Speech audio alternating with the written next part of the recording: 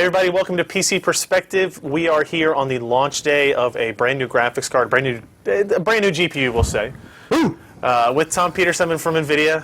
Obviously, everybody knows and loves you, Tom. Thanks for coming back. Thanks for coming. Great to be here. So today is the launch of the. Always good to see you. Hey, always good to see you. let's not break any of the equipment before we get started. Today is the launch day of the GeForce GTX Titan. It is an unnumbered graphics card. It's got a good name though. GTX Titan. Yeah, you're not going to do it in a special voice. I feel like it'll be recorded. Oh, it's definitely being recorded. And then I'll just be hearing it forever. So now I'm just going to say Titan. Okay, all right, fair enough. Yeah. So we were here for the 680 launch. We were here for the 690 launch. We were here for the 660 Ti launch. Yep. This is a completely different GPU. It is. All of those were derivatives of GK104. Yep. Essentially. This is GK110. It is GK110. We've got it. If we zoom in here, we've got a GTX Titan running here on our test bed. Nice. This is the one system. It's live. Everything we do is live. All the demos we do are live. All the overclocking we do is live. So it's like watching NASCAR. Anything could happen. Anything could happen. It's exciting. It's exciting. But this is actually our fastest GPU we've ever built. It's built on the GK110 silicon. It's 28 nanometer, and it's about as big a chip as you can build in 28 nanometer. So it is about as big. It's just about as big, yeah. But it is the fastest, and it's the highest performance. Gives you a great experience, and we've got a lot of new features with something we're calling GPU Boost 2, which we'll go through and demo a little. Okay. Okay. Yeah. So you want to do a few slides and then we'll do some demos and whatever? Or do you we're going to intersperse some informational slides. We're going to intersperse demonstrations, performance demonstrations. We're going to do questions. We'll have a heated debate. If you're in the chat, we have some moderators that are hoping to try to gather some good questions in there, but there's a lot of people in there, so it's sometimes rough. If you have one, if you go to pcper.com right now, there should be a post. The very top post will be discussing this live stream. Right. And if you leave a comment on that thread, I'll have a better chance of getting to it. Or you don't have to register Or you could just call Ryan's personal phone number. Which is 555. 555, call me. No, don't call me. Please don't call me. I've had people do that many times. They look up my phone number from like a who is. From a domain. And they get the right phone number? It's the worst. Not anymore. No, that's all changed now. Yeah, now it's all, I enabled all that privacy stuff. Good. All right, so shall we? Let's get started. All right. So first of all, where'd the name Titan come from? So Titan is actually the name of a supercomputer, which actually is the fastest supercomputer in the world right now, and that uses the GK110 die. It's got about 20,000 of them in this supercomputer, and it's the fastest in the world. So what we did is we took that die, and now we're bringing it to the consumer. So it's got 2,688 CUDA cores.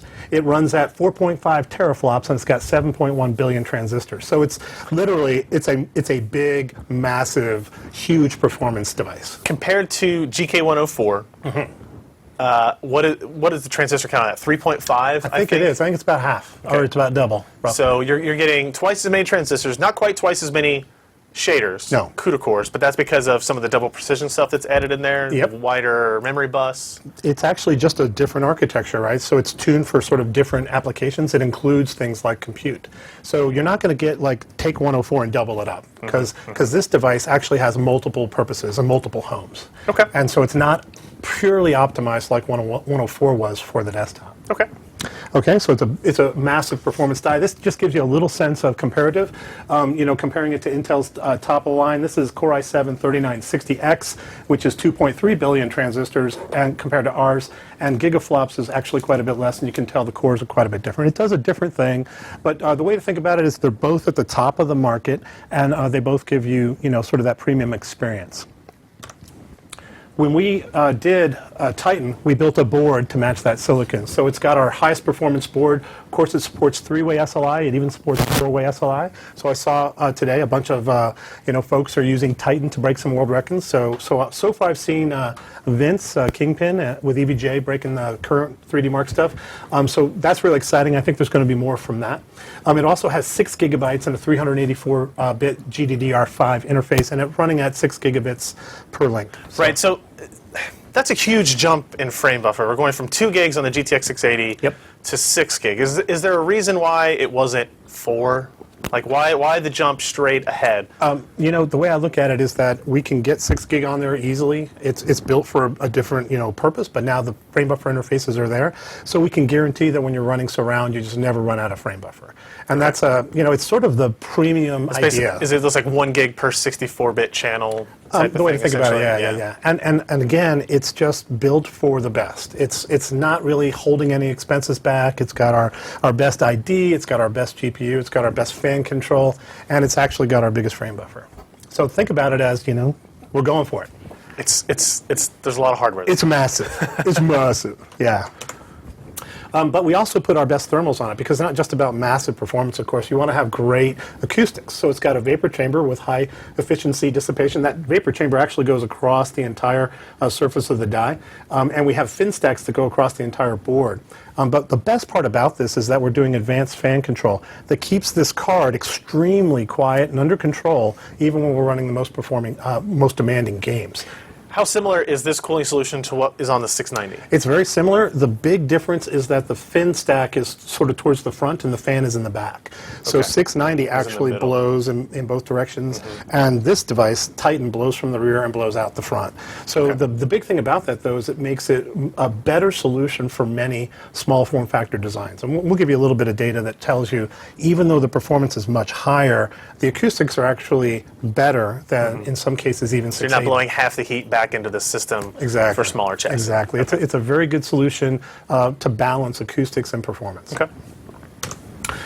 So there we go. So really all it is taken together is performance and elegance. You know, it's got this brushed aluminum surface. It's got the nice see-through chamber so you can see the fin stack. Yeah, you can see it here. Oh, you can see it here. Sorry, in the close-up. Yeah, close-up. A little nicer there. Beautiful. It's got our ID that looks very similar to the 690. Is it built on the same materials as the 690? Mostly it is. I mean, this was magnesium on the 690, and it's not actually solid magnesium on Titan, but everything else is exactly the same materials. You know, this cool little LED does work. It worked on 690, but now we've improved the software again to take even more advantage of that little LED. But it is, the way to think about it is we're not really holding back anything on either the expenses of the card, the expenses of ID. We're building a absolute boutique device. It's just like the 690 was. It is impressive looking and to hold it, right? It feels like a high-end product. It is. And it seems kind of weird maybe to talk about for it's a graphics card that's going inside a computer. But when we talk about flagship products and pricing and all that kind of stuff, it kind of makes sense. You're talking to a graphics guy. So this, you know, I would sleep with this. I would sleep. Well, I mean, next to right. This. No, yeah, I would sleep next to this. Good idea. All right. Good clarification. But you know, it's not for sleeping with. It's actually to run games. And as a matter of fact, you can run Crysis 3 like just crazy. You can max everything out 5760 by 1080 for 3-way. And you can get 48 frames per second on very high settings. Now I'm going to put you on the spot here. Boom. If we switch to the slide again on the video stream, this little SLI bridge there, I see it in a lot of pictures. I see it in a lot of PR things. And where can I get that? You know, that is an excellent question, Ryan, and thank you for bringing that up right away. I cannot comment on whether or not that is indeed coming to the market very soon. It's not available anywhere right now, but it is super cool. And that LED does it have a light on it? It does have a light on it, yeah. Which is also accessible through our software APIs, just like these lights are. So you can imagine, you know, syncopated or whatever. You know, it's just. I'm thinking for Christmas time, you sync it up with some carols. But you know, the way I really like to think about it is some memory does this now, but now with the lighting, you can actually make it pulse differently based on the activity. So if your you know, your GPU is getting warm or cold, it'll glow, and then utilization again as you get busier, your GPUs will just be going a little bit more. I think it can be fun. Cool. But it's really all about performance. And when you look at surround gaming, you know, Titan really does crush anything out there. This is showing GTX 690 quad versus GTX Titan 3-way. That's actually comparing the two highest performance systems that are available today. So 690, I know, is 4 104s, and this is showing you 3 Titans. And you can see on things like Crysis 3 and Max Payne 3, Far Cry 3, you get nice big bumps when you're comparing to 690. In other games, there's kind of a mix. So Titan and 690, you know, Titan is clearly not always going to win against 690, but it is that just massive performance for surround That's probably going to be the main question that consumers have after we go through all this is, why have both cards? We can address that a little bit later, but it's interesting to see. So this is probably where we see these big increases. Is that the frame buffer at work? A lot of it's frame buffer. I mean, but some games are just, they just run better if you're less scaling. Because if you think about it, with 104, it's more GPUs. Right, you've got 4 GPUs. 4 GPUs working together, and now having 3 with Titan, you can actually get over some of those CPU bottlenecks a little bit. Okay. Yeah. Right. So it's a very, very high performance, top of the line device. Now, what you normally don't associate with our highest end performance cards is amazing acoustics, of course, until 690. But this is showing you some comparative data. This is taking you a stock 7970 Crossfire device running 3-way. And I'm not going to beat on AMD except for this one slide. So there's 61 dB compared to 680 3-way SLI. Now, 680 3-way SLI is pretty well behaved at 43 dB. But again, 61 to 43, what's that, about 8 dB? And dB is roughly doubling perception every 3 dB. So this is roughly a quarter of the intensity of a 3-way. And Titan 3-way is actually running at about 48 dB. So it's, again, a little bit more than half as quiet as a 680 3-way system. Now, in my testing, I won't comment on that specifically well, you either. gotta wait till you really get all the data. Well, yeah, it's the quietest. It's quieter than a single 680. Right, and SLI was quieter than a single 680, actually, as well. Isn't that interesting? Which was very impressive. Shocking. Now, the 7970 results, the reference cards are known to be very loud. Their partner cards get better. They get better. And so we have some testing to do on that. Yeah, but do you want me to use partner cards or reference cards across the top? Well, These I think are all some reference people, cards. right? Some people would say use the best case scenario from everybody. Good point. But I just, I know why you guys are using it's references. nice big red and a little, Yeah. But again, you're right that Titan is surprisingly quieter in many cases than 680, and 680 is well known to be just super quiet, awesome card. So we'll get into the reasons of why that is, but it's about performance efficiency of Kepler coupled with some new technology that we're deploying to keep temperatures and acoustics even more under control. Okay.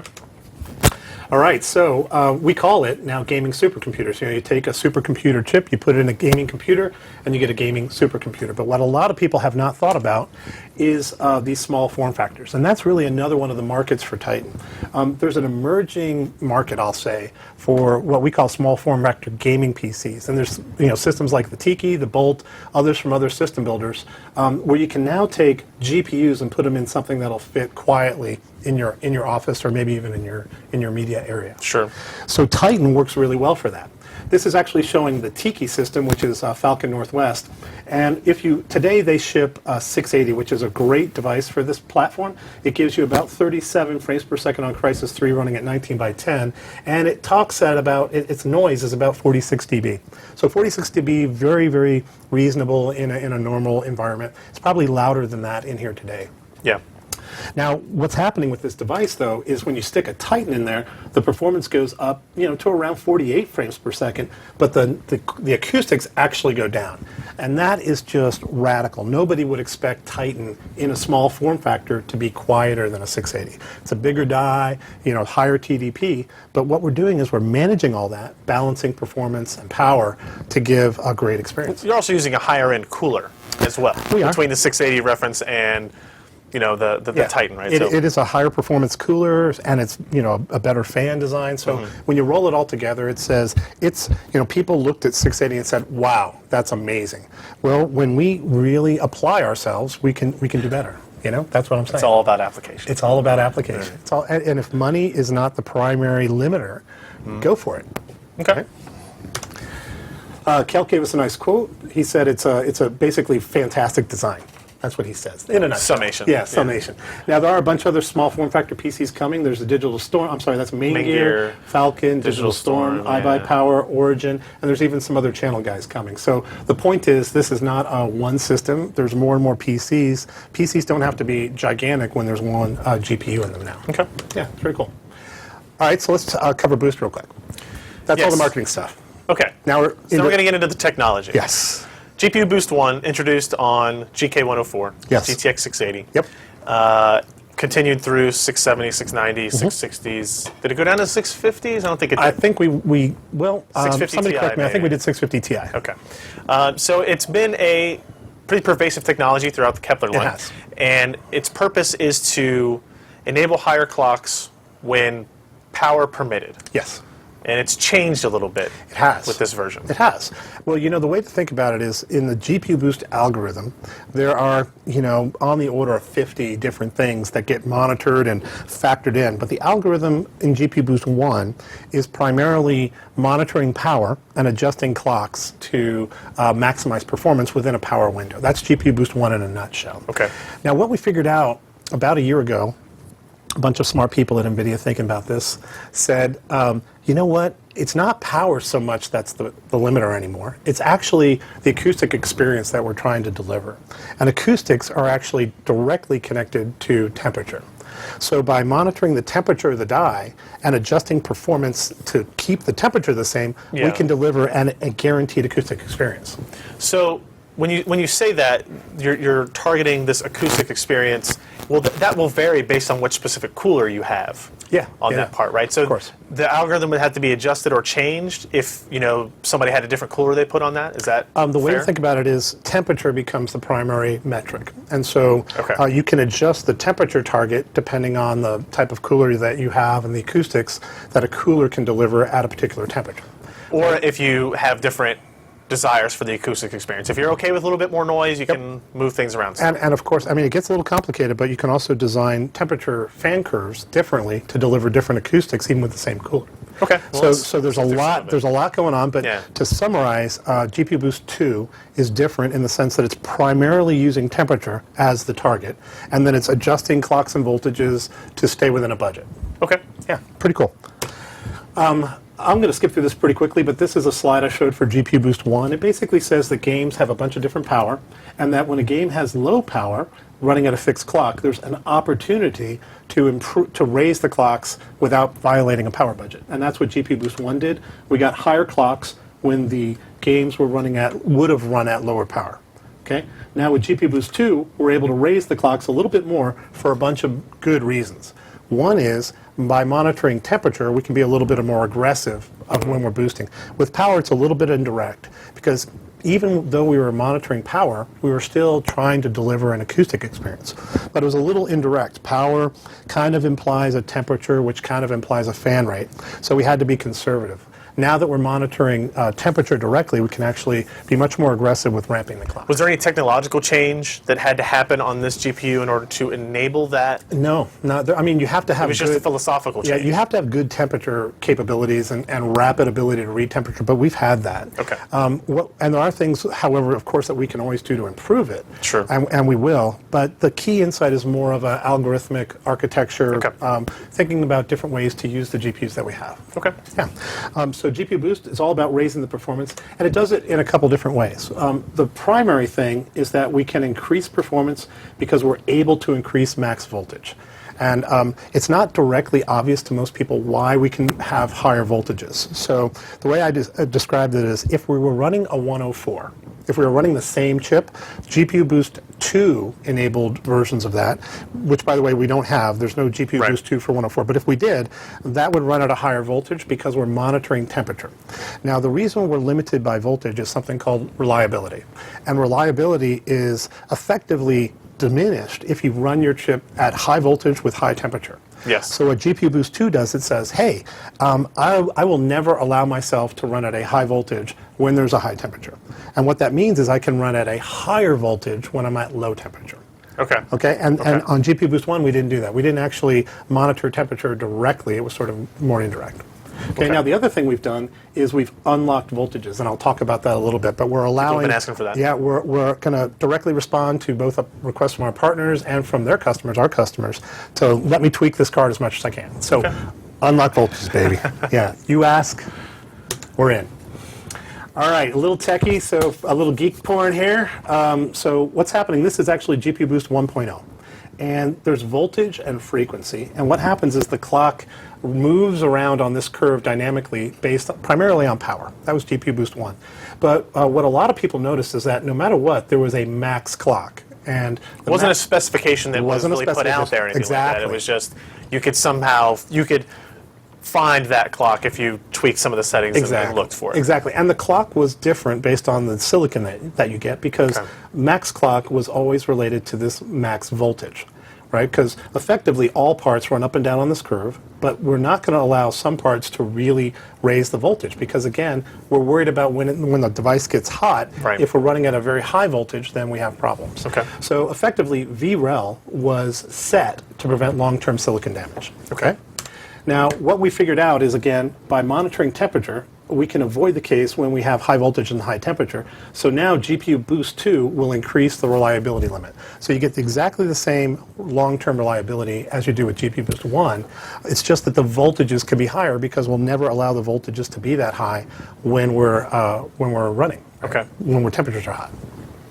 And the other thing we've done, of course, is unlocked voltages. Now, we're trying to be careful here, so we're actually asking our AIC partners to have a little click-through. So effectively, you know, AICs, when you click on their tool to overvoltage, there's a little warning. It says, don't do this. But if you really want to overvoltage, go ahead and click it, and then you can raise the voltage and raise your performance a little bit. Okay. So that's what temperature is. Temperature is actually really, really key to GPU Boost 2. Okay.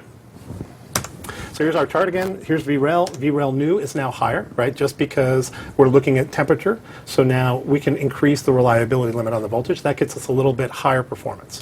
And then the other thing we're doing is we're allowing this Vmax, which is enabled by the click-through, so a user can, you know, jump up that extra little bit. And I'll show you in the demo how to do that. Okay.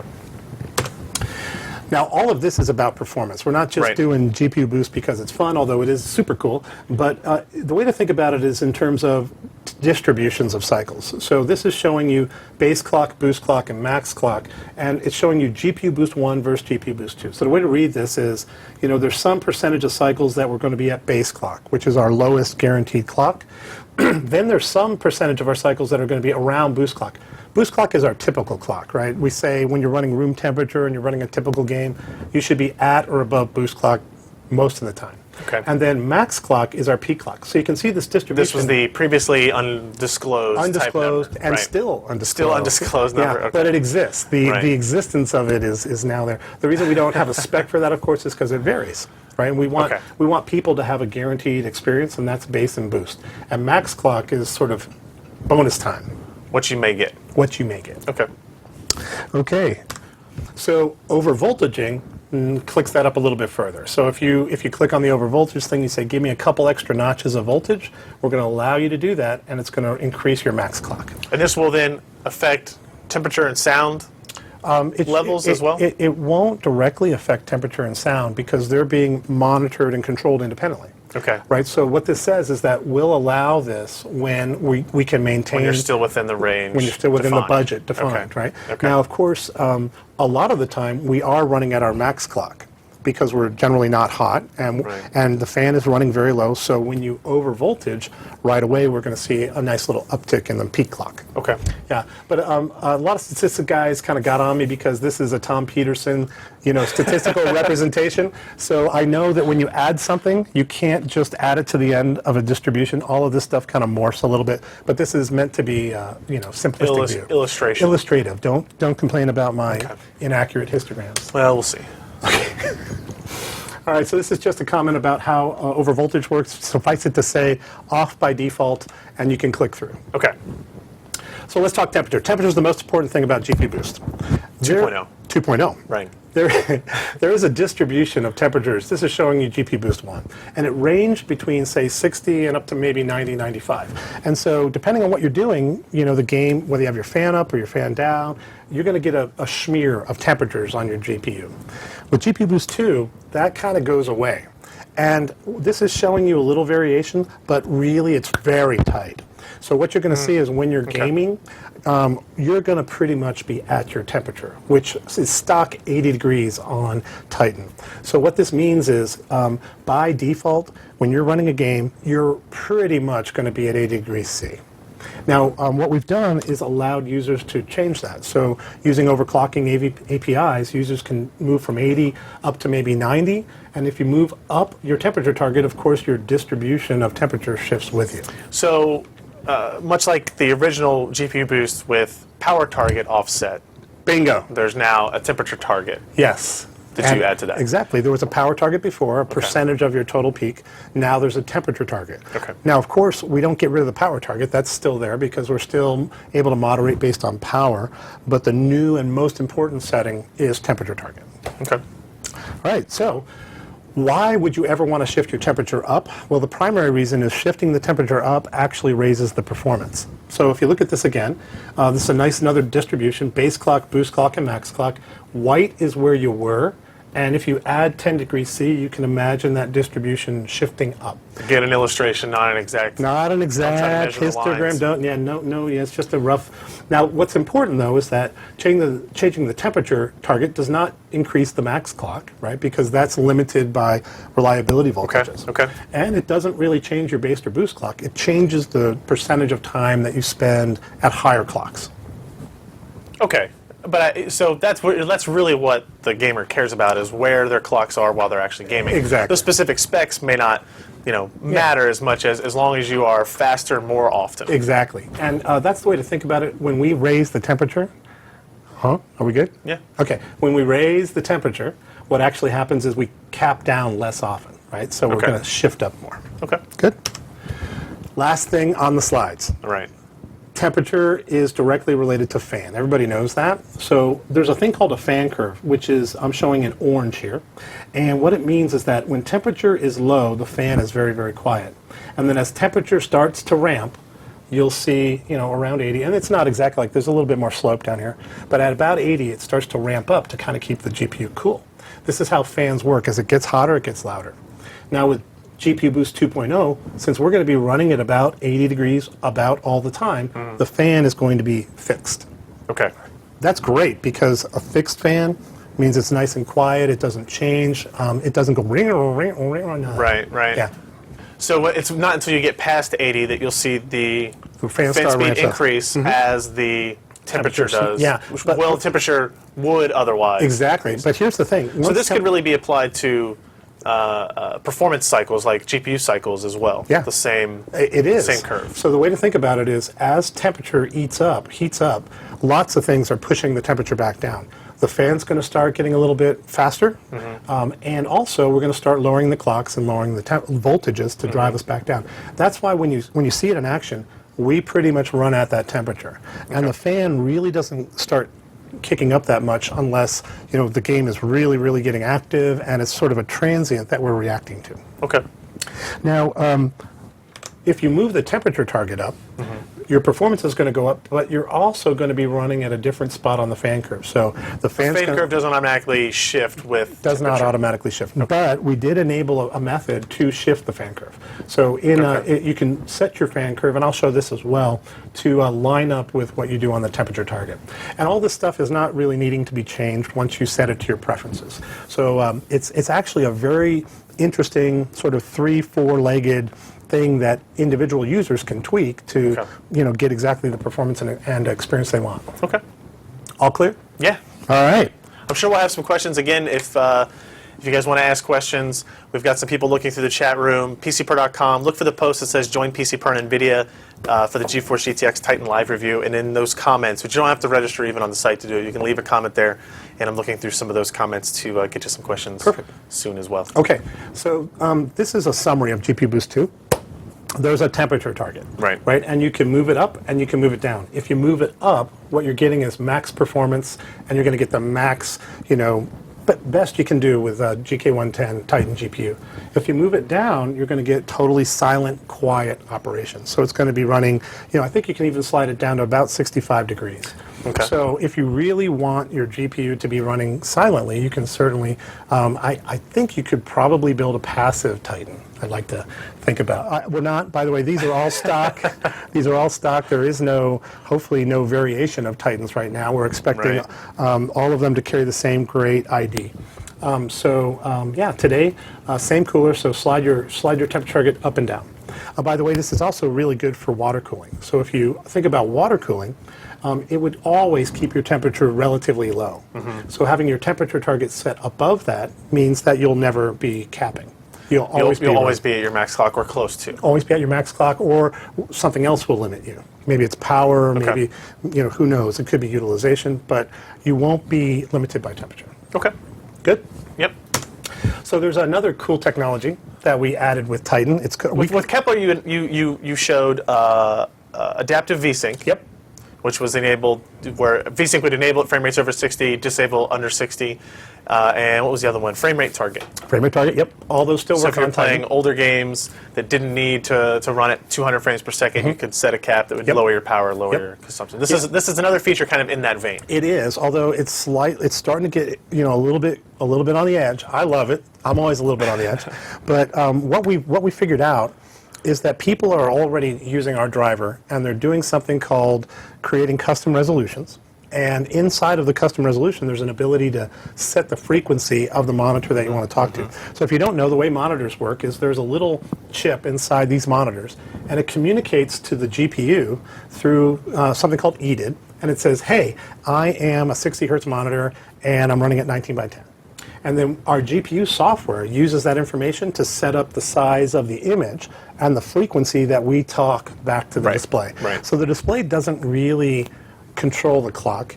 It tells us, please drive this clock. Okay. Now what we figured out is, and it helped, I think there's a forum, like 120 hertz forum or something like that, where we found these guys doing all this, and it's really amazing. Yeah. You know? And so we got a few of these panels in, and we started playing with them, and then it hit us, hey, why don't we make this easy?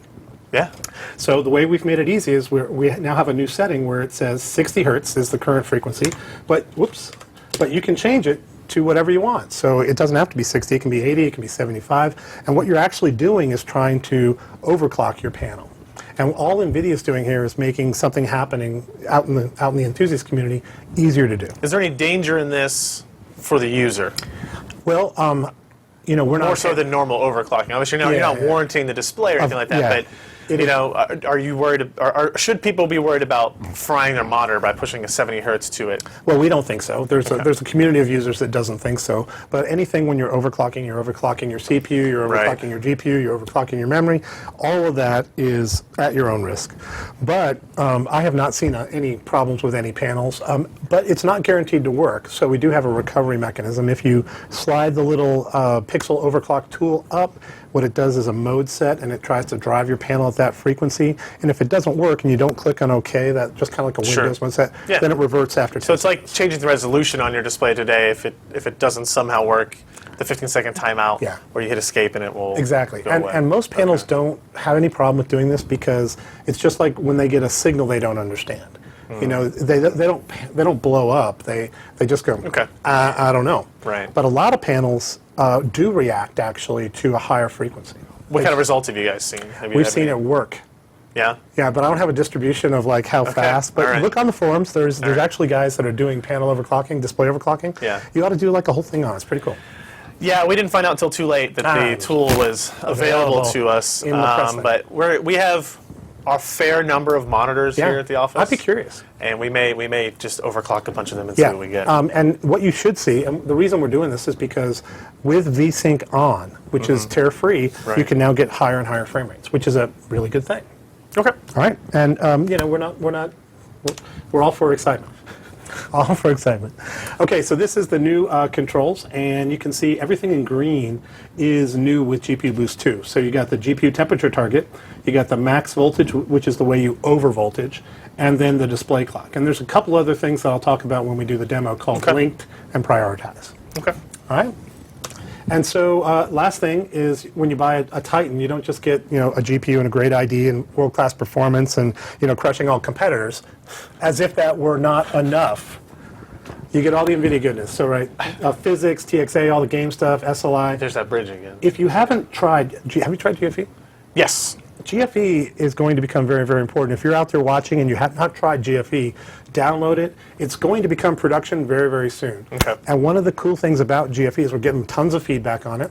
What it does is it sets up your games for an optimal playable experience, but it also keeps all your software up to date. So it does your driver downloads automatically, and it asks you, do you want to install it quietly? Do you want us to inform you when there's a driver update? You can really configure it. But the way to think about GFE is sooner or later, it's going to be the primary way that you get drivers. We've already talked about how GFE will kind of power Shield, the Shield Tegra 4 gaming device in the future for the PC game streaming and that kind of stuff. So GFE is going to become very soon sort of a must-have piece of software on your PC. You can still opt in and opt out of different features, but to get the full experience, it's going to be the client that NVIDIA uses to drive all of our different technologies. Okay. Yeah. And I was told the other day by somebody that sometimes it's a server, not just a client. So it's a server. It's a server when you're connecting and streaming to Shield, right? But it's a client when it's downloading. Makes sense. So, but I think of it it's as an application. Bingo. Maybe client is the wrong word. Client might be the wrong word. I've just always called things that run on your PC a PC client. Fair enough. Yeah. All right. Here's your specs.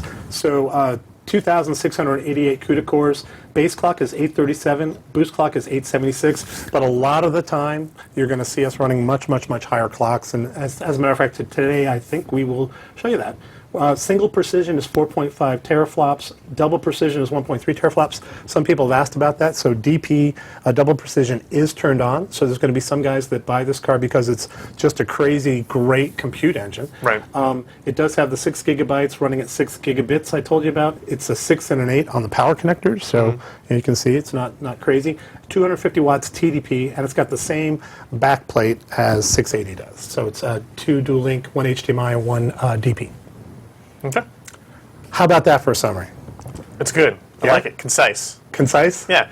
So the GPU Boost 2, you're saying it's not coming back. It's not going to be retroactively added to GTX 680 or anything like that. No. And there's good reasons for that, right? Because GPU Boost is a brand new technology. It affects clocks and it affects temperatures. It's sort of very fundamental to the GPU. Sure. Now, it's not going to work on all of the 104s or all of the 680s or all the 670s that are out there in the world. So it would be a bad thing for us to update a driver and all of a sudden, our partners get a bunch of RMAs. So this technology requires requalification and may require a few tweaks. So it's not going to be rolled backwards, and we have no announcements about any future products or plans that may be using it. So if I find any of those questions, I should just... You can ask them. I might come up with a witty non-answer. Any chance of a Titan variant in the future with reduced SMs and cores counts due to yields and binning that may have a lower price? No comment. Saying, that's not fun. That's an excellent question, though. Here's a question we got. He's asking for our advice. Can we please advise them? Yes. He's running 3 1080p screens and was going to buy a GTX 690 to replace the 680. Wow. What, if any, advantage would there be getting a Titan instead of a 690? Wow. One Titan, 3 displays versus one 690, 3 displays. Correct. So I would say it really depends on the games that he's going to run. I'm going to look at the camera. Really depends on who is this, by the way? This would be Ray Witz. Ray. It really depends on the games you're going to run and on how often you run it. The reason I like Titan is it's a single GPU. And single GPUs don't have some of the tweaky things that sometimes multi-GPU setups have. I know there are some times when, even though you get higher frame rates from a multi-GPU setup, it doesn't actually deliver a better experience. So I don't have a great answer for you because it really depends on your configuration. We're going to be making available, by the way, 690 and Titan for the foreseeable future. And they're going to exist together. They coexist, right? Okay. It's not like this is the new 690. Some people really want maximum frame rate. And if you want maximum frame rate, you can get that today. 690 is a fantastic device. It's a fantastic card. And we're going to continue to make it available for anybody that wants it. Titan is sort of new and different. It's a single GPU. Right. It gives you great performance. It has none of the issues that multi-GPUs have. It's got better acoustics and better airflow for small form factors. So I think both of those guys have very obvious homes in the market. Okay. Another question here from Goose67A in the chat room. What CPU would be considered a bottleneck for this GPU? I saw an interesting article, and it was from a competitor website. We're open with that. Okay, that did, I think it was Chris Angelini. Yep. And he did CPU sensitivity to min frame rate. Okay. Now, it turns out that most CPUs' average frame rate does not get changed very much. Interesting. But minimum frame rate actually does see a significant correlation to CPU. Okay. So it really depends on what he's asking about. Goose, depends on what you're asking about, because average frame rate is not very affected by CPU. But minimum frame rate is strongly affected by CPU. And so I would actually tend to couple these things together with a premium build. I would probably personally not take a Titan and sit it next to a Pentium 4. Yeah, That's probably a good call. I feel awkward about that. Yeah. I might really love to have, a X79 system with a high-end Intel CPU, but that's just because if I'm going to build a system with a $1,000 beautiful graphics card, I want to make sure nothing else is going to screw that up. That's the way I look at it. Okay. Maybe we'll take some more questions in a little bit. Let's move on to. Okay. Do you want to do anything from your review, or do you want to?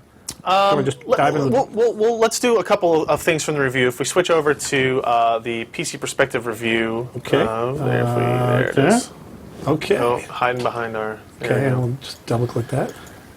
There you go. So And we here don't you need to go over all the details of the information that Tom just I thought it was a good provided, review. But here's what we can do. Good job. Let's. Were you up late last night? This morning, and yes. Sorry about that, buddy. So here's what's interesting. Tom won't be able to say this, but I can say this. There are still questions about the Titan in terms of where it lies in performance and all that kind of stuff. For a single GPU, it is the fastest single GPU we've ever tested. God bless you. It's the fastest single You're a GPU genius. card we've ever I tested. knew you were a genius. It is not the fastest card. No. In most cases, the GTX 690 is outperforming the Titan in average frame rates, anywhere from 10 to 15%. But the Titan, compared to the GTX 680 or the HD 7970, it is winning by anywhere from 15 to 30 to 40%. Handily. Yes, it's winning. It's winning by a solid amount, without a doubt. If we look at some Battlefield 3 results here, we'll go ahead and skip 1080p because if you buy this card and you're playing on 1080p, don't do that. It's okay though. No, Buy the card. Buy a monitor. Then worry about everything else. Buy a monitor and then buy a card. But if we look at 2560 by 1440. What you'll see here is this is kind of our traditional performance metric where we're seeing the average frame rate. Yes, okay. All right, so you're looking at 72 frames on average versus 51 versus 55. If we look at just a single card configuration, 680 and 7970. Right. And then you see 690. 690. Of course. Higher minimum, higher average. That seems really great. Now there is a little bit more variance in frame time. Ooh. Right? Because of that, multi-GPU, just in its nature, is not as perfect as a single GPU is, regardless of what vendor you're talking about. Not as consistent in frame times. Okay, yeah, that's fine. We'll word it that way. And you can see that more if we actually go to the SLI page with Battlefield 3, and we scroll back down to 2560. You see you get good scaling on both of these solutions. Titan to Titan SLI scales well. 680 SLI actually scales a little bit better. What's interesting is when you look at this, I'm guessing that what I'm seeing is a little bit more CPU bottleneck holding back the SLI scaling of Titan than you are in 680 because there's so much additional GPU horsepower there. That, in general, you'll see frame rate and CPU bottleneckedness are connected. Right. Okay. And then you can see here, let's see if we can zoom in on one of these. Wow. You get a little bit more frame time variance. Yeah, I really want you to, We'll adjust how we do stuff later, Okay. but you can kind of match up some of the shapes and patterns what we're seeing here. I get it. But the single GPU, This is, which is this? the light green is single 680, Titan. Okay, 680, and then this is... Light green is single Titan. So you okay. get this very narrow band, Nice, yeah. consistent frame And you can times. see here... And you get, sometimes you get What's these... the dark green? Dark green is 680 SLI. SLI? Yeah. Oh, yeah, interesting. So while the Titan SLI has better overall performance, You can see- we can see this kind of inconsistent frame times. And I think it's a CPU kind of holdover from that because you see it not here, Yep. but you do see it in And what's spurts. really interesting is when you see, well, we're getting a little geeky here, but the height of these lines being matching is not surprising. Yes. Yeah. Yeah. Because that would tell you that the CPU is holding it back right to that point. Bingo! And it moves on Yes, exactly. to the next to the next frame. That's so, what I'm thinking. Geeky, You're getting graphics here. testing. You're getting here. You're Yeah. getting here. So we'll look at one more. This is interesting. Crysis 3, because we did some surround testing on this at least. I haven't seen this. Great looking game, by the way. It does look great. We'll demo it in a little bit. Oh, that's right. Yeah, we're going to demo All right, that. let's do it. So here's 5760 by 1080, and we're just testing the single card solutions here. What's interesting is now we see Titan at 5760 by 1080 at all settings high, Wow. running What's at the 21 yellow? frames. That is a misgraphed image, thanks. Sorry, I'm just being a dick. I know. Compare that to 690, and now we see the performance kind of flips where the Titan is actually running a little bit faster than the 690. And even look at minimum frame rates. It's a pretty, pretty that's dramatic huge. difference. Oh, okay, so say this again. So Titan is 18 and 21, and then 10 and 20. So this is a big gap. Yes. Interesting. Yeah. And it's faster than the 680, it's faster than the 7970, but it's faster than the dual GPU GK104, which is interesting as well. So we'll have more 5760 by 1080 testing. We have done a lot of the testing. We just hadn't had time to compile it all. Like this was a 4:30 a.m. type finished project. So we'll move on. You've done a lot of work. We'll be able to expand it into another article. Good. Titan You've done a lot of hard surround work. testing. How about that? You deserve a day. Take a day off. Yeah. I probably won't. Okay. Well, you know, today should be that day. It's not my money. Sleeping Dogs is another game that turned out to be very GPU intense. Really? Ooh, see, again, 690 wins in this yes, case. 690 wins. And this is still, but this is 2560 by 1440. 2560 by 1440. And then but look at the frame times. That was very tight. See, everybody was doing a pretty good job there. Yep. Interesting. And then if we go down to this was how you know that it's a very GPU limited game. If you look at the SLI results, even at 1080p it scales well, but here you're going from 32 to 63 on a Titan to Titan SLI. Wow. That's 90-something%. It's pretty good scaling, right? So and it's kind of interesting to think 2 GTX Titan SLIs on a single display are only getting you just over 60 frames per second. Yeah, but this actually makes me think GPU limited. That's what I mean. Oh, yeah. Yeah. I think, okay, good. If I misspoke, I meant GPU limited. You did. Not CPU limited. I wasn't going to call you out on that. Well, somebody would eventually. Okay. And you can see here, because there's no CPU interference with it. Nice, tight distribution. Right, and especially, actually, I'll zoom in on this one a little bit as well. Look, I mean, these are as tight, if not closer together than what you get on the single card. Interesting. That's actually really interesting. I'm going to look at that one. But you know, what I really don't like is the spikes. And I know this is us alone, right? So there's no AMD in here. But these guys, these are the things to really work on. Yep. And I think there's more for us to do. Yeah. But you guys, you're not out of a job yet. No, we have more to do. You didn't perfect everything. It's really damn good, though. And the last thing, really good. The last thing I'll show is just because I really like this picture that Ken took for us is of the GK110 die. Oh, Ken, you did that die? Nice job. It's a enormous photo. Did you Photoshop that out to make the NVIDIA thing? No, that was just clever lighting. Did we provide this die, or did you rip it off of something? Well, it's bordered and stuff. Wow. Yeah. Good job. Yeah, thanks. All right, so now let's do some demos. I encourage everybody, I really want everybody to go read the rest of the review at pcper.com. Sorry, take them It's a good review. It is a good review, if I do say so. Can I just check one thing? Yeah. Just really curious about. Blah, blah, blah, blah, blah, but... Words. Yeah, conclusions. Oh, man. What a hand. Oh! Gold award! Ka-ching! All right, enough of that. All right, while you're setting up the demo, I got a question for you. This is a good question. I don't know this one. Yeah. Putting you on the spot. 4K monitor question. Yes.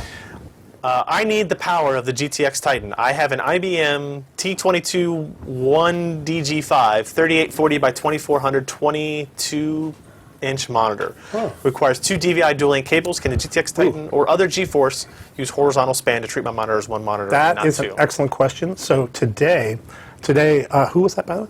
I'm sorry, that was Oscar. Oscar. So today, Oscar on GeForce, which is our consumer cards, there is no way to support two sort of heads on one monitor. We don't have that technology in our driver, but I do think that it's a very important technology. We're seeing more and more panels like that. I think there are some 4K by 2K displays coming that are going to be even more bringing down the price point. So as that sort of monitor resolution becomes more and more common in the consumer space, we'll be looking at enhancing our product offering on that dimension. But today, unfortunately, in the consumer space, the answer is no. We do, of course, support technology like that for two heads, mosaic mode on Quadro. Okay. So I guess that's a no, not yet on Titan. Fair enough. So what are we going to look at in our demo? Okay, so first of all, I want to thank EVGA for providing this tool. This is a brand new version of Precision. They're calling it Precision 4.0. And it's available today. So when we launch our Boost 2.0, you can get tools right away that access it. And the first thing you'll see is The temperature target. Now, maybe we should make that bigger, or maybe put it on top, because the temperature target is the most important thing that you can play with. Okay. So on the right here, we have the real-time display. It's running every 100 milliseconds, updating, and you can see right now things are really quiet. It's running at about what, 30% fan, and it's 34 degrees temperature. Right. So idle. Okay. Yep. Now what I'm going to do is start a program just to give us a load. I'm just going to pick Heaven Benchmark. It's not meant to be a performance benchmark for me. It is really just going to run it so I can see some stuff. This is just generating a load. And what I may even do is move it out of the way once we get it going. Yeah, so load up all the way before we can do that. Yeah. So we're gonna fill in the dragon, and now we're off and running. Boom. Okay, precision and Heaven. So Heaven's going to be down here, and here's precision. I'm going to iconify this guy, and we're back to the tool. So the first thing you'll see is that we are at 992 megahertz. So we're above our boost clock. By a good amount. By a good amount, right? Yeah. And we're probably actually running at our stock max clock for this card. And the reason I can tell that is because I'm at 57 degrees. My fan is at 37%. So I'm below my my temperature target by quite a bit. So it's very, very likely that I'm just running all the way up to my max clock on this card. Okay. Now, what's cool is you can see the temperature. It's gradually increasing. We're now up to what, like 67 degrees. Yeah. And the fan is sort of slowly coming up. That's because we're I think on the fan curve, let me make sure, yeah, we're just doing the stock fan curve. And the stock fan curve is just going to gradually rise slowly up until about 80, and then it's going to start rising a little bit more aggressively. Okay. So what's happening is we're keeping our clock at max clock all this time while we're heating up. And the voltage is... Voltage is fixed. Is that probably max voltage too? Max voltage, right here. It's flat at 1162. 1162. So again, for this card, at this temperature, the max voltage is 1162. Okay. Now we're getting up to the magic zone. Let's call it the magic spot when we get to the temperature target. Okay. Now we're at 77 degrees, and we're slowly floating up there. You know what? To make things go a little bit quicker, actually, you know what? Let's just let it go. Yeah. Wait, 78, 70. And we know what's slowing us down is the fan speed is picking up as well. Yep. So it's not like it's not flat. It's not like the fan is stop at 30%. Exactly. And all of a sudden you hit 80 and it goes vroom, No, it's right? kind of a gradual thing. ramp, and then it's Okay. just going to start ramping slightly more aggressively after we get to 80. But what's going to be super interesting... We've already seen now the clock has come down some. It was 992 Well, let's see. Here's clock. and now it's 980. Oh, okay. Yeah, so we're ramping down slightly. Where's the clock? Right. Okay, yeah, 980. Right here.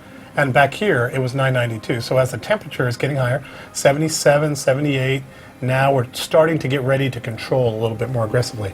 The fan is still running right around 57%. Now we're at our temperature target, and the frequency is still 978. Okay, it's pretty straightforward. So to make this a little bit more obvious, I'm going to turn off auto on the fan, and I'm going to manually lower it down to, say, 39%. Okay.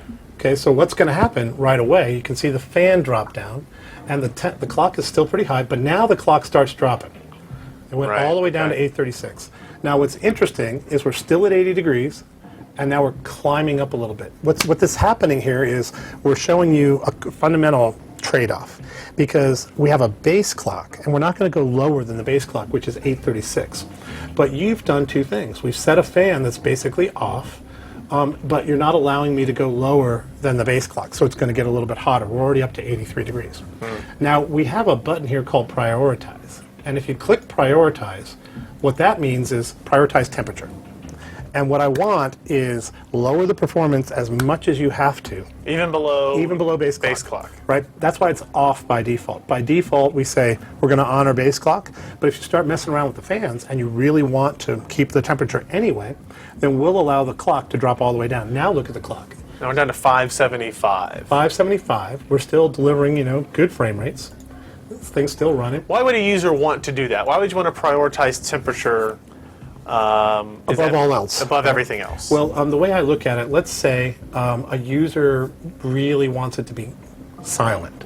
Okay. What I could do is set a fan curve to a place where I can't hear it. And for me, it may be 44%. Right? And what I'm basically saying is I never want the fan to change again. But I also want to make sure my GPU never gets above my temperature target. So now what we're going to do is we're going to adjust the clocks and the voltage to deliver exactly that. So here we can experience. see the clocks have come back up. We're up to 770 again. Okay. And our temperature, by the way, is going to be just nailed at 80.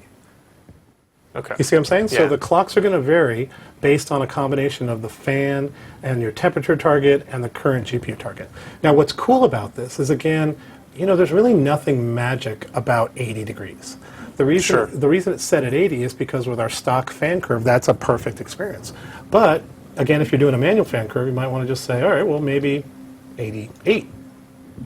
Okay, because now what's happening is I'm saying go ahead and raise the temperature a little bit, and you can see the clocks popped right back up. Yep. And my temperature is now rising even though my fan is fixed, and it's going to rise up until you get 88, and then what will happen is the clocks will restabilize at a different point because you're now at a higher temperature target. And all this while keeping the fan speed locked at 44%, which you happen to pick as a user might decide is their, Yeah, and that's is their actually threshold. Exactly. And now look, we get up to 88, and then the temperature stabilizes. Yeah, And now the clocks took a are step starting down. to tick down, right? Yep. And effectively, it's just this idea of, as a user, you can dial in exactly the experience that you want. Now, if we go back to default, right, and kind of say, Is it fair to say that maybe this application is something that system vendors would use if they're building in that Tiki system and the mini ITX configurations? well, what we say is the fan's going to kick up for a while we cool it down. Yep. But effectively, it works wonderfully default, right? Because what default's going to do is keep you at 80 degrees C, and it's going to adjust the performance up or down based on that temperature, and the fans are going to just hover at around 50%. But never below base. But never clock. below base. Okay. And that's what you generally want most of the time. Sure. But system builders, certainly when they're doing water cooling or when they're doing a small form factor, they may choose to deliver a guaranteed acoustic experience. Okay. And in that case, they may literally just adjust the fan curve, or they can adjust the temperature target. Okay. It really is easy for system builders to get an exact experience. Now, one more thing I want to show you is the fan curve. So we're running kind of normal now. We're down to 80 degrees C, fans at 58. I think fan at 58 is a little bit high for me in general. So what I like to do, I use precision here, and I set up a little fan curve. It's really easy. You just grab these little points and you can slide your fan curve around. Really, really easy. But I basically say I don't want to hear the fan at all until I get to 80 degrees, and then I want to gradually ramp up to about 60% on my fan, which is generally a very, very quiet fan. But what it's going to do is moderate primarily based on temperature, right? And now, so you can basically have your fan control set to your own acoustic preferences and count on the clock, the clock gating and the clock adjustment to, again, moderate things. What is the advantage or disadvantage of linking power target and temp target? By default, power target and temp target are linked, and that's what this button does too right here, linked. The idea is that if I slide down the power target or slide up the power target, the temperature really ought to move with it. And the reason is because what you're trying to say when you slide this around is max performance or best acoustics. So if somebody's just treating this as a very basic user, you're sort of trading off performance, acoustics all at the same time. And that's why it's linked. Now, of course, unlinked is useful for people that really, they have a specific experience that they're looking for. So you can tile down the temperature power target and dial up the temperature. Maybe that's what you want. That will actually control the amount of heat in the long run that's coming out of your GPU. But it'll allow you to burst up clocks for periods of time when it's possible. Okay. So there's lots of different ways to tweak this up. But it all is easy. You can't hurt your GPU playing with it. It's all guaranteed to work. Okay. So let's do two more things here. One is overclocking. Yes. Or do you want to wait? No, go for it. Okay. Yeah. Overclocking is amazingly easy. Again, just like GPU Boost 1, GPU Boost 2 uses a clock offset. So I'm going to go ahead and set everything back to default and apply it. And we've got this load still running. So what I'll do is just increase the clock offset. And what this does, I'm going to pick like 130 and apply it. What this does Risky. is Yeah. risky. Yeah. Yeah, All live. but I've got a low fan, so we're still kind of hovering at about 83C, and we're moderating the clock down to base clock. So what I'm going to do is go ahead and change the fan back to something a little bit more aggressive. And let's say OK. And the fan will ramp up a little bit. And then you'll see the clocks come up to my new, uncorked. So the fan speed comes up, GPU temp comes down. As GPU temperature comes down, that will enable the capability for the GPU clock to go up. Now think about it like this. What's really interesting is the temperature ends up staying very, very close. But the clocks jump up to consume that thermal headroom. That's the way to think about it, right? Because now the fan's running a little bit higher. To maintain 80, we can do that with higher average clocks. Now this works the other way as well. If you, let's say you're not as sensitive to the sound, you can, it's in another room or something. It's in another room where you got headphones on. Go ahead and click up the fan, right? And if you click up the fan, guess what's going to happen? We're going to peg it at our new overclocked, right? Now we're up to actually 1071, 1084, 1100. Wow. Yeah. It's really, really straightforward, right? Acoustics drive performance, not the other way around. So it seems to me that if you have one of these cards and you're going to overclock it, then maybe that. So you start at that point. You say, what sound level do I want? Right. Okay. Now, and I guess we can adjust the fan curve so that you allow it to go up to 70 quicker. Yep. And you say, okay, you know what? I game with headphones.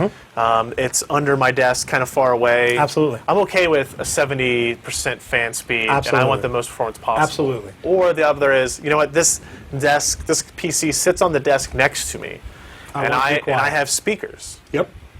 And maybe you would adjust it that way. That's interesting. No, it's and you adjust right. overclocking from that direction as well. Exactly. So basically, I mean, I'm saying basically a lot, but the essentially, essentially, this is a really easy to tweak, and you can set it to, kind of match the experience that you want to get. So let me just get these dots out of the way here. Okay, so what this is a little bit more aggressive fan curve, right? And we're going to apply it. And I'm going to click auto. Okay, so now it says go ahead and ramp the fan up to about 70 degrees. So let's just check that out. Fan curve.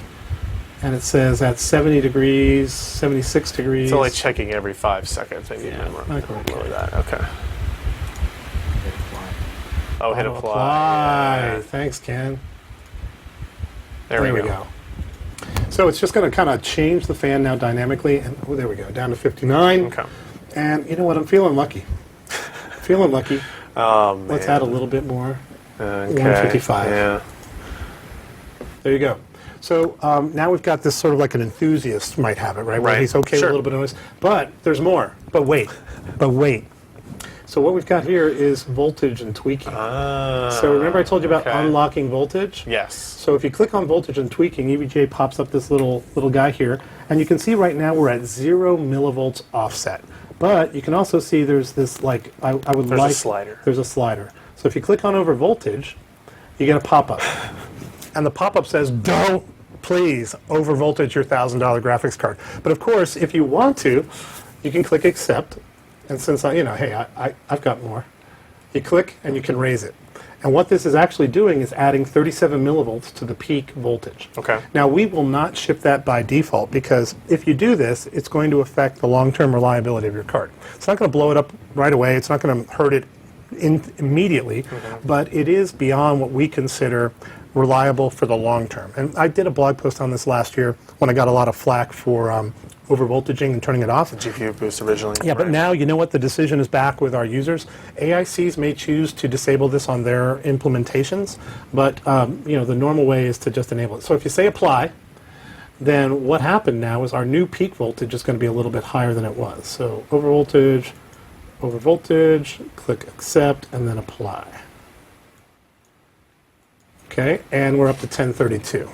The voltage went up a little bit, and if you look here on our voltage, our peak voltage is now, what is that, 1.1112? 1112, and if we give it a little more fan, we'll get all the way up to our peak.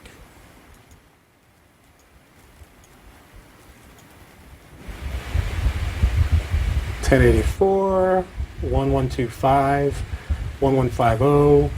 So you can get the idea of, the voltage, again, it's an opportunity. And we're only going to go up to that peak when, the temperature is right, the fan is right, all the rest of it. Okay. All right, so I think that's enough tweaking. We're going to set everything back to default. Reset this thing, apply it. And I think we're ready to try Crisis. That is the game of the hour. That is the game of the hour. We've done some testing on it last night. We showed you some of the benchmarks. It is impressive looking. It really is. It really does look great. I'm looking forward to it. I'm definitely going to play the game. So maybe while we set that up, another question. Since this is from Scott since GK110 has different units for double precision and GPU, can games target both single precision and double precision units at the same time? Would that give performance advantages, or the excess heat nullify it? There are no games that I'm aware of today that use double precision floating point. And that technology is exposed to games through, I think, generally a technology called OpenCL. And games could indeed program to that to take advantage of the DP, but I don't know of any games that do that today. So the presence of DP doesn't necessarily improve the performance of games. Okay. Now, in general, we are not optimized for OpenCL. I saw a few questions from reviewers about OpenCL. We do support OpenCL, and it does work on Titan. But in general, we don't really spend a lot of time working on OpenCL. We are working on CUDA and CUDA development. But again, CUDA for consumers is there's just not a lot of demand there for consumers. Right. But it's very important to our workstation and our server customers. Okay. Let's see. Filtering through some other stuff here. Will non-reference designs be available? Not as far as I know, and there's no intention to make non-reference designs available. As a matter of fact, every card you buy will be very similar to this one. The only exception is water blocks have been enabled, so it's certainly possible that some of our AIC partners may choose to bring water blocks pre-installed onto this instead of having this ID. But you know, when you're building a card like this and you've got ID that's this beautiful, it's hard to get over taking away the piece. Hit enter a couple times. Hit enter a couple times. Switch inputs here. Okay. Let me just click on it. There we go. Ooh, which one do you think? This one probably. Okay, now maybe switch the screen. Ken, do we have a screen on the other one? It's blank. It's blank. Oh. I wonder if maybe we had left it open from our right before the stream started. Let's go ahead and Alt F4. That works on Crisis, I believe. Well, we're getting our overlay. Yeah. Here, I'll switch back here and right-click on that, and we'll give Crisis. Okay, I tell you what, you're responsible for launching Crisis. You are the advanced technician. All right. So here's a question Actually, for you can even play Crisis because you know what you're doing. Well, that's debatable. Yeah, I saw you on your live stream. If you watch me play, I saw you. It may not be the case. I saw you. You did fine. There we go. Okay, so Crisis is now dead, right? Do we have Crisis on the other screen yet? Oh, close heaven. Maybe it's giving Crisis a headache. You killed it. We killed Crisis. Oh, did you pen this down here? Okay. All right. That would make more sense then. So here's the question. The GTX 680 sells for a little bit less than half of a Titan. What reasoning would you have to get a Titan over a pair of GTX 680s? Well, it's a good question. A pair of GTX 680s is very similar to a 690 in terms of performance. So just like I say, there are some cases where you're going to prefer a multi-GPU setup if you just want a max frame rate. But a lot of people actually prefer the experience of a single GPU. So if I was a single GPU-centric guy, I would be buying the Titan for sure. But the other thing that you get with the Titan is the benefit of being able to put two of them together. So, of course, you know, doing two-way Titan is much more efficient for the very, very high end. How we doing? Well, let's see. Yay! That's a little bit better looking. That's a little better looking. I wonder if we had our precision on the wrong you think? thing. I don't know. We'll see. Okay. Well, this looks a little bit better. It does. I think we're about to go full screen. Come on, baby. There we go. Or maybe it doesn't like the EVGA overlay. No, we had it. OSD. We did have it before? Yeah. Okay. But we can kill it if you think that might be.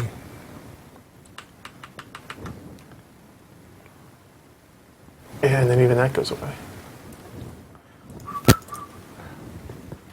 Dun, dun. All right. Well, I think we should. Let's see. You want to kill precision? Well, just take the OSD off. Oh, okay. Yeah. Ooh. Did we maybe not unapply all the overclocks and stuff? Let's just too? double check on precision, yeah.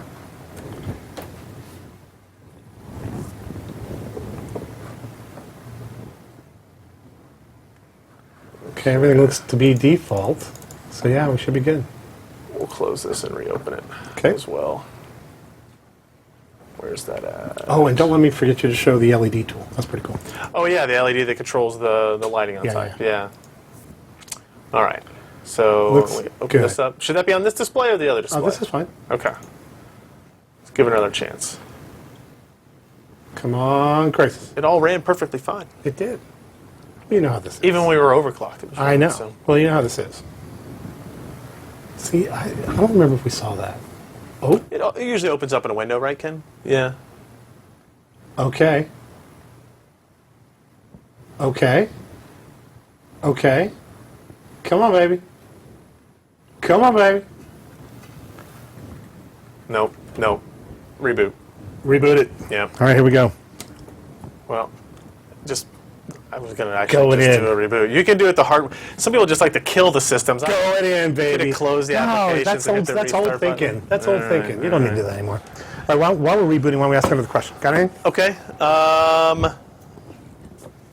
I upgraded the top single GPU for each series. Where does the Titan fit into NVIDIA's current and future lineup? That is an excellent question. So, of course, I can't comment on future lineup. That would be a career-limiting move. I've done many career-limiting moves so far. Today, I want to kind of cap it at one. Yes. Okay. All right, But fair enough. in general, Titan is at the very high end of our stack. Okay. So it is the fastest performing single GPU by far. It's much faster than the 680. Okay. So it lives at the top. Now, of course, the only thing that's complicated about that is the presence of 690, which is also, a single GPU in some sense. It uses two chips, but a single card. So depending on your preference, again, for dual GPU configurations versus single, I think you would have a preference for one or the other. Oh, what was that? We went to offline mode, and it requires you to put your password back in Okay. for whatever reason. Okay. We already answered this. Will NVIDIA release the ability to mod GTX 600 series cards as far as voltages and targets and that kind of stuff go? So again, none of this technology is going backwards, and of course, we're not going to comment on future GPUs. Titan M for mobile PCs? Well, that would be exciting, but I'm not going to comment on that either. Yeah, Titan M for All mobile. right, so that's working now. We're in. Okay. I'll Let's quit add out of the- this. We'll okay. restart EVGA. Good. We have to put it on the other screen. screen so we can get our monitoring Going. tools to run. Good. All right. I think it should just work. It's yeah. the other way, isn't it? Yes. I did that last time. Good. Very good. Okay. And let's bring it. Let's do it again. Please. Yeah, no joke. Yeah. Now, when you're doing a live demo, it's obviously a percentage of the time it's not going to work. Do you have any stats on that? How many times live demos work versus they don't? Yeah. No, because when they don't work, I just block it out of my mind. Is that right? Yeah, what So we should have only- done is while it was only going on, we if just that's show a- a close up of the card. Ooh. Look. And what we do is then we say Crisis 3 is playing wonderfully, and then when people ask, we just blame Ken. He forgot to Ken. switch the camera. Ken! All right. So what we're going to do here. Oh. Let's How's my audio? Did I lose it? I'm okay. Good. All right, let's do it. Let's do some stuff. All right. Now, right away, we're at 1,700 frames per second, so you can see that we crush Crisis. Titan is awesome. Titan crushes 17. So that's the new headline. Titan runs at 1700 frames per second on Crisis. Yeah. 3. But you know what's cool be a little is disingenuous. even though we're running 1,700 frames per second, you're not going to have the problems that you used to have because we're still going to limit our performance by acoustics. Okay. All right. Yeah. Now we're slightly under 1700 frames per second here. Well, it's still, oh, look at that. That does look good. I think we turned off Vsync so you can see the actual frame rate. Yeah, so for the live stream, what you're probably seeing is the Little tearing. the tearing, but the tearing shows up worse on a stream because the MP4 encoding It snaps on the tear. It's not good at the really sharp changes that you see. Right. So you see like a little checkerboard across Yeah. the tear. Wow. So we'll show a little bit of this, and then we'll maybe do a little bit of it with Vsync Vsync back on. Yeah, this really give you does an idea. look good. So we're not hot yet. We're at 67 degrees, and we're running at the stock max clock for this car, which is 993, which is pretty All right, cool. since I'm the one playing now, we have to do this. You're going to do the inverted thing? Yeah. Oh my God. What happened to you? Oh, is this from a flight simulator when you were a kid or something? That's how the world actually works. No, it doesn't Yeah, it work like is. that. No, it doesn't. Yes. If it worked like that, If you're an actual PC gamer, that's where you started, is in flight sims, and it stuck with me because of that. I argue Wow. with everybody, and most everybody Wow. seems to disagree with Here's me. what I'm curious about. Can we do a quick poll on your thing about inverted versus non-inverted? Okay, in the chat room, answer once: inverted or non-inverted. Right, and Kenny, you're going to give us a summary. Okay. Inverted or So not ready inverted. for the flood So of just give me a chat. sense. Which way do I play? You probably play non, obviously. Non-inverted, yeah. Because you're making fun of me, right? No, I'm done. I don't. So mean to just in make it- case, here's it's not a- here's our settings. We're not about playing you. at 1080 because of the stream. This card can run faster than that. We've got MSAA on at 4x. Texture resolution very high. System spec set to very high, which then sets the rest of the settings, the advanced, to very high throughout. We've turned down motion blur again, mostly because of Stream. the stream and X264 encoding not liking motion blur a whole lot. And it's a Crisis game, so you got to have lens flares. So here we go. So we're at 40 frames a second or so in this level. This looks like a pretty good level. This is actually the level we use for our benchmarking Oh, nice. that started yesterday. Okay, and you so- can see It looks good. it's really, Beautiful. really gorgeous looking. It is. And you're running at about 40 frames a second, and your clock is at 980. So you're still getting really good. So we're still clocks. under ADC. Still See under that? 80C. Alright. Not quite hot yet. Wow. This is looking really good. Yeah. Plus you got a zip line. A zip line, and I Everybody- hear everybody likes the zip line. there is a bow. I have it right there. All right. See it? Now, are we giving any spoilers away by doing this? I don't know. All right, let's get in there. I have no idea. Kill some dudes. I did accidentally, when we were trying to find a map to benchmark, I You pulled it like one of the final maps. I loaded up the map that was the final end of No, the game. you did not. Oh, well, that's unfortunate. Did you do that live? No. Oh, that no, would be bad. No, I didn't do it while Okay, I was good. live. So. Good. But I see some helicopters have crashed, and there's a burned up water. The water looks good. great. Wow. Water looks I good. did this without Checkpoint. Oh yeah, kill some dudes. Oh, are you a stealth guy? You're always a stealth guy. Well, you have the option to be. No, I'm like a get in there and kill people guy. And Oh, nice! I'm so glad this is you. But the key thing is we're still at 42 frames per second, all cranked up. We could obviously be running at much higher res while we're doing this, but again, for the stream, it is what it is. Oh, good job. thank you. Now, See, why I got don't you one. don't become visible when you shoot anymore? Because So with the bow, you do not. whoa, That's why the bow is Is the key. big addition The to bow the is title, key. right? So we're getting there. We're hitting 80 a little bit. yep. And our what's really interesting is that our temperature is again very, very stable between 79 and 80 degrees. Our clock is able to maintain 980. So we're above base clock, above boost clock, happily running Crysis 3 at 45, 46 frames per second, everything cranked up. God, it really does have great depth. Yeah. Is there a film effect I'm looking at here? Because I see that I think they've got some kind of, It might. yeah. Could be our Sony. No, I think it's actually a film effect. Oh, God rays, nice. Oh yeah. Come on, every high quality PC game has those now. Well, still looks So we're still running at 980. 79 degrees. I think you're just going to stabilize here. I don't think it's going to get any hotter. Yeah, so I think the days of having to trade off performance and acoustics are over. I mean, we certainly think that acoustics are a big part of the GPU these days, and this shows it. This is great. Now you're at 80C and 980. Man.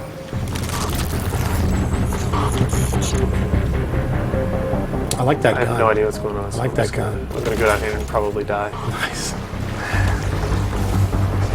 That looks like it's. I think we should go important. get there. Yeah. Can you get the gun that like the zapper? Oh yeah. Yeah, it doesn't. You don't have it yet. You don't have it. All right. Oh, that's a good plan. F to interact. With Yes. the glyph. All right. Let's skip that. All right. All right. Skip that. There you go. Take his gun. Now let's kill some dudes. Behind you. Oh.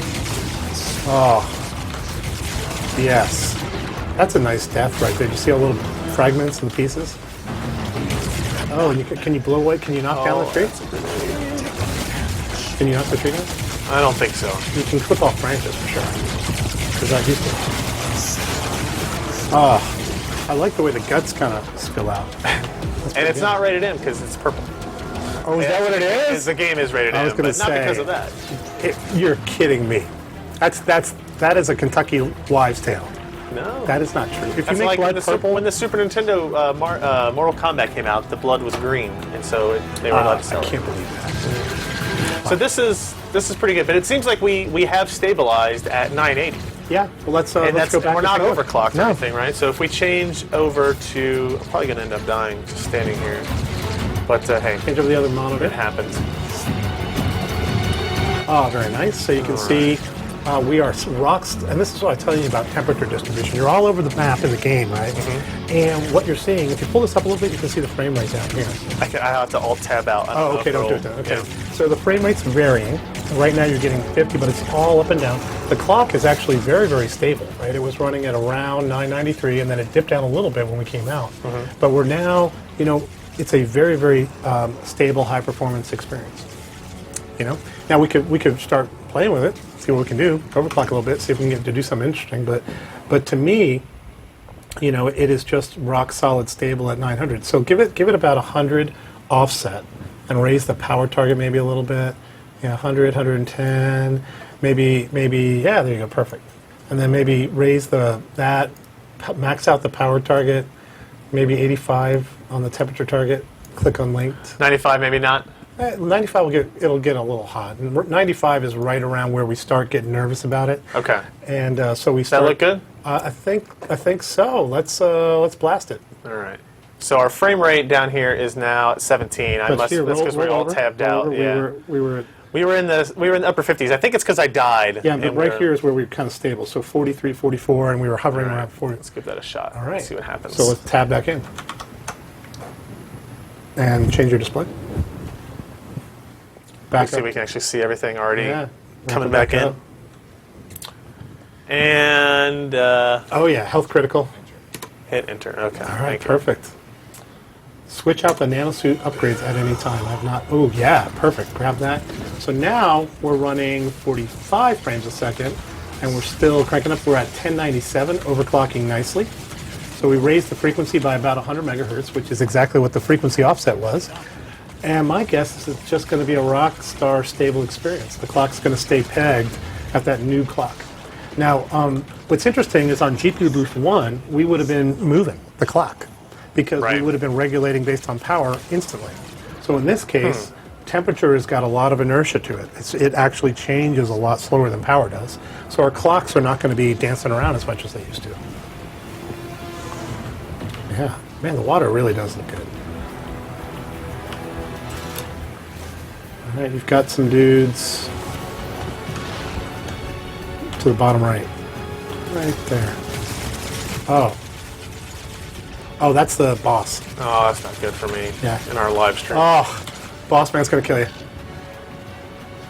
50 frames, 41 frames, so it really depends on what you're That must looking be who killed me while we were looking at the. at. Yeah, he's the big boss guy, so you're not going to... Not going to win. Not This is unless you sometime. want to like sub in a serious gamer. We don't have any of those here, Tom. I don't know, man. I think I can do it. No, you're doing good. You're doing good. Nothing to be embarrassed about. I love doing live gaming. Nothing It's to be amazing. embarrassed about. You do have a whole nanosuit thing. Have you thought about what that might be helpful here with? Maybe invisible? Well, he's already. Oh! Look at that. Nice headshot. What the? There's some kind of like lizard thing that came out of his head. Oh, doesn't seem very fun. Oh, yeah. You're about to die. Health critical. All right, dude. Let's important? tab back. All right. I know you're having fun. It's a great right, game. all right, I think it's going to do very well. I love the fact that it uses the GPU. It really does crank it up. Anything that will Yeah. increase demand for higher end GPUs, I'm sure You know guys what? And I also love the fact that we're the fastest. That's All right. that's pretty awesome. So here's our frame rate. We've tabbed out yeah, now. back So over here, here's we're in the 47, upper 55, and we were 40s. back, we should have froze it back. So it gained about 5 frames a second, roughly, is my guess, from the overclock that we did. Okay. And you can see the temperature was just pegged at 80. So even though we overclocked it, we never really got hot. So the fan stayed calm, and everything. It was just at its max clock up here at 1084 the whole time. Interesting. Yeah, and so what that means is we could probably have turned down the fan if we wanted to, or we could have probably, cranked up the clock a little bit more. Pretty cool. GPU Boost 2.0, Titan. Is that it? We got any more demos? We could do the LED thing. Oh, okay. Here. Yeah. Yeah. So, we See mentioned how this works with the lights. Yeah, can we kill the lights so we can see it? Yeah, maybe just. And bring in the handy cam. Yeah. No. Yeah, you don't have a handy cam? No. Jesus Christ. All right, can we go back to the other screen? Yes. Awesome. Awesome, delicious goodnesses. All right. And it's on the left and right. There it is. Okay. So what I'm going to do is I'm going to... Right down there. Right here. So EVGA actually has written a little application to take advantage of APIs. I like this mood shot, by the way. Yeah, this is nice. This is... Here, bring it in. Here. So there's this tool. And EVGA calls it LED controller. I hope they integrate it into Precision. I think they will. But let me just show you what you can do. You can say manual as an example. And right away, what you'll know, oops, not utilization, let's say manual. And then right away, I'm just going to set it down to be quick. And if I applied it correctly, whoa. So there, yeah. Let's see if it's now 0, but actually what I want to do is breathe. Okay, and I'm going to say breathe pretty quick. So what it's going to do is actually, you can see on the light now, it's kind of getting dim and then coming up. That's just showing you the range of the LED. And some people like their little PCs to kind of hum a little bit. So easily you can make the light go faster or slower. I'm sure they're still working on it, kind of tweaking it up, but it's pretty cool. And one thing we can also do is say, how about we set it to, I don't know, frame rate per second. And if you apply it, I think it's already there, and we run something. So let's go ahead and pick up Heaven. And I'm going to run Heaven, and I'm going to run it windowed, and maybe a slightly smaller frame, like 1600, so I can move it and run. Okay. So Heaven's coming up, and now what you'll see is the LEDs are going to be proportional to the frame rate. Huh. So that's kind of cool, right? Because you can get it be bright when it's running very fast, and then dim when it starts getting a little slower. And there's lots of different ways to think about it. So you can have your GPU actually giving you visual feedback to the performance utilization. Can you see it? Yep. So it's kind of changing a little bit as the frame rate comes up and down. We're at 56 frames per second right now, which is just about fully lit. But 80 frames per second, a little brighter. And maybe we get to a scene where it's a little bit dimmer. You can see it like dim down. Maybe it's not enough variation on the frame rate. Right. But I'll tell you what, I'll turn up tessellation. All the way, was that down or up? That's right. You can move scale, factor.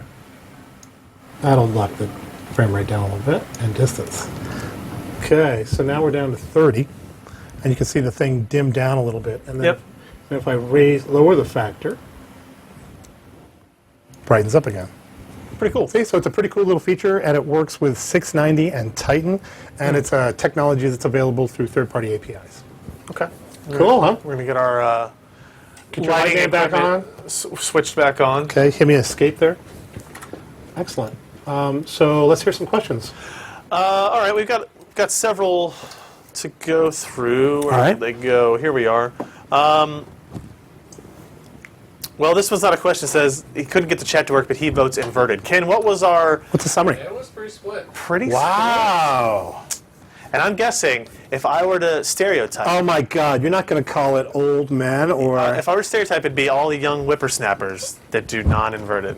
You're just a young whippersnapper. Is that right? Old people do inverted. Well, it's just you have this legacy of using only inverted controls. They're inverted controls on arrow keys. Airplanes. Yeah, for Microsoft Flight Simulator. The very first, things that were out there that I could play on a PC. I remember a game I was playing back in when I was just my very first job, and I don't remember what it's called, but it had like pyramids and balls, and you would fly your first-person view through that. Yeah. I don't. But yeah, that's where I got and that was not inverted. Any information on how Titan would perform compared to other cards in folding at home? I think it's going to be GTX Jack Bauer. I would expect it to do very well at folding at home. I don't have data on that. Do you guys do folding? We haven't for this one. Did Kyle do folding? Because I don't know. Yeah, you might want to check out. I don't know if Kyle did it, but he usually does do some folding. Okay. So check out Hard OCP. I'm sure somebody did folding at home testing, but I'm not aware. Sometimes when there's a new launch, the client isn't updated to use the new card. I don't know if maybe that's the case for this. Not sure. I'll take an action to follow up on that. You do that. I'm going to take an action. Right. Anything else maybe you want to highlight or say before we Well, I'd wrap like to things up? say a belated happy birthday, to your lovely wife. Ah, yes. Yeah, and I'm sorry I didn't get to be here for that. I understand it was quite a soiree. It was a good party at a country bar that I don't really subscribe to. Country bar in Kentucky. Sounds like it was fun. Yeah. And I also want to shout out to Tracy. I hope to see you soon. And thank you, Ryan, for doing this. I really appreciate you coming out to the Good to freezing cold see weather you. of God, Cincinnati. it is freaking, it's like 17 degrees. It was when you landed last night. I know that much. So Really freaking. check out our review at PCPro.com of the GeForce GTX Titan. Figure out if it's a card you want. It's going to be available. Gold Award. It's going to be available March. It's going to be in the February channel 25th. February 25th. So after we enable the board partners, it's Chinese New Year's right now, so there's a little bit of delay, but they'll be available. There was one other question. Will it be available in the normal channels, Newegg, Amazon, that Yes. kind of stuff? Yes, it Through will. certain partners? It'll be available in North America through ASUS and EVGA. Okay. Just like 690. is Very the way similar think to of the it. 690 Very similar launch. to 690. And it'll be available in all the normal channels, a lot through system builders, but also a lot through ETL and retail. One last thing I do want to say is that we do have good availability. It's not a You kind have of 7 of these to sell? We have. Thanks, Ryan. We have a good volume. Okay. We've already ramped GK110, so it's not a GPU constrained environment. So you will see reasonably good volume, and it's not going to be low thousands. It'll be many devices. Okay. So check out our review at PCPro.com if you haven't already. Thank you guys for coming and hanging out at the live stream. We have other live streams coming up.